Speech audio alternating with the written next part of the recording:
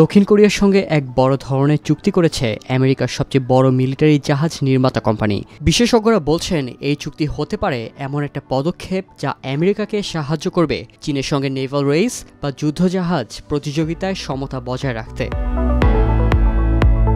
Virginia ভিত্তিক প্রতিষ্ঠান Huntington ইঙ্গলস industries এবং দক্ষিণ কোরিয়ার হান্ডে হেভি ইন্ডাস্ট্রিজ সোমবার মার্কিন মেরিল্যান্ডে অনুষ্ঠিত সি এয়ারস্পেস 2025 ডিফেন্স এক্সপোতে একটি মেমোরান্ডাম অফ আন্ডারস্ট্যান্ডিং বা সমঝোতা চুক্তি সই করেছে।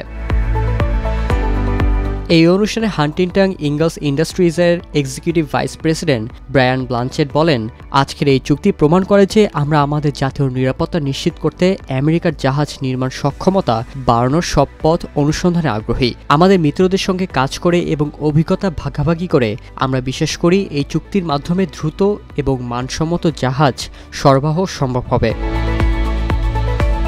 হান্ডে হেভি ইন্ডাস্ট্রিজের তরফ থেকে জানানো হয়, হান্টিংটন এবং হান্ডে দুই কোম্পানি ইজাস ডিস্ট্রয়ার্স তৈরি করে। এই ইজাস জাহাজগুলো মূলত আমেরিকা ও দক্ষিণ কোরিয়ার নৌবাহিনীর মুখ্য শক্তি। এই জাহাজগুলো ব্যালিস্টিক মিসাইল সহ নানা ধরনের ক্ষেপণাস্ত্র হামলার বিরুদ্ধে প্রতিরক্ষা দেয়, বিশেষ করে চীন এবং উত্তর কোরিয়ার হুমকি মোকাবেলায়।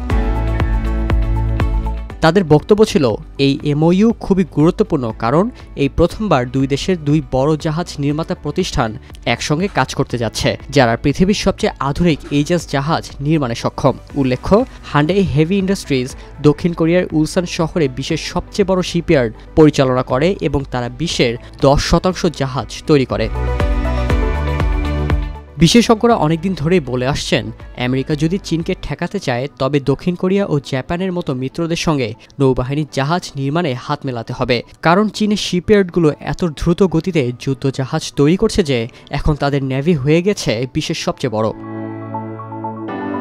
অন্যদিকে আমেরিকা এই দৌড়ে পিছিয়ে পড়েছে কারণ তাদের শিপইয়ার্ডে স্পেস কম এবং প্রশিক্ষিত শ্রমিক সংকট আছে। হাওয়াই ভিত্তিক বিশ্লেষক কার্ল শুস্টার, যিনি আমেরিকান নেভির সাবেক ক্যাপ্টেন, তিনি বলছেন এই চুক্তি আমেরিকার জাহাজ নির্মাণ সক্ষমতা ঘাটতি মেটাতে দারুণভাবে সাহায্য করতে পারে। তবে শুস্টার এটাও বলেন, এই চুক্তি বাস্তবায়ন করতে হলে কিছু আইন পরিবর্তনের প্রয়োজন হবে যাতে দক্ষিণ কোরিয়া সরাসরি আমেরিকার জন্য ডেস্ট্রয়ার তৈরি করতে পারে। তবে এখনই এই চুক্তি কিছু তাৎক্ষণিক সুবিধা দিতে পারে। তার ভাষায়, আমেরিকার আইন বিদেশি শিপইয়ার্ড মেরামত বা মেইনটেনেন্স করতে বাধা দেয় না, আর আমাদের এই মুহূর্তে 36 মাসের শিপইয়ার্ড মেইনটেনেন্স ব্যাকলগ রয়েছে। গত মাসে দক্ষিণ কোরিয়ার অন্য এক শিপইয়ার্ড হানহোয়া ওশান 7 মাসে আমেরিকার ইউএসএনএস ওয়ালি শিরা নামক সাপ্লাই শিপের মেইনটেনেন্স সম্পন্ন করে, যা এক মার্কিন নেভি অ্যাডমিরাল ল্যান্ডমার্ক অ্যাচিভমেন্ট বলে উল্লেখ করেন। রিয়ার অ্যাডমিরাল নীল কোপ্রস্কি, যিনি ইউএস নেভাল ফোর্স কোরিয়ার কমান্ডার, তিনি বলেন, এশিয়া অঞ্চলে মেইনটেনেন্স ডাউন টাইম কমায়, খরচ কমায় এবং অপারেশনাল প্রস্তুতি বাড়ায়। তবে এবার ইজাস ডিস্ট্রয়ার নির্মাতার দুই কোম্পানি একসঙ্গে কাজ শুরুর নিরাপত্তা সহযোগিতাকে আরও উচ্চতর স্তরে নিয়ে গেল। হান্ডে শিপ বিল্ডিংয়ের প্রধান জু ওনহো বলেন, আমরা দুই দেশের জাহাজ নির্মাণ দক্ষতা ও সক্ষমতা বাড়াতে চাই এবং একই সঙ্গে আমাদের দ্বিপক্ষীয় নিরাপত্তা সহযোগিতাকে শক্তিশালী করতেও এই চুক্তি গুরুত্বপূর্ণ ভূমিকা রাখবে। দক্ষিণ কোরিয়ার সংসদ সদস্য ইউ ইয়ং ওন এই চুক্তিকে বলেছেন শিপ বিল্ডিংয়ের প্রতিরক্ষা খাতে একটি নতুন উইন উইন মডেল। তার মতে, কোরিয়ান শিপইয়ার্ড সরাসরি আমেরিকার নেভাল ক্ষমতা বৃদ্ধিতে যুক্ত হলে তা দুই দেশের নিরাপত্তা অংশীদারিত্ব আরও দৃঢ় করবে এবং চীনকে প্রতিরোধ করার প্রচেষ্টাতেও সাহায্য করবে।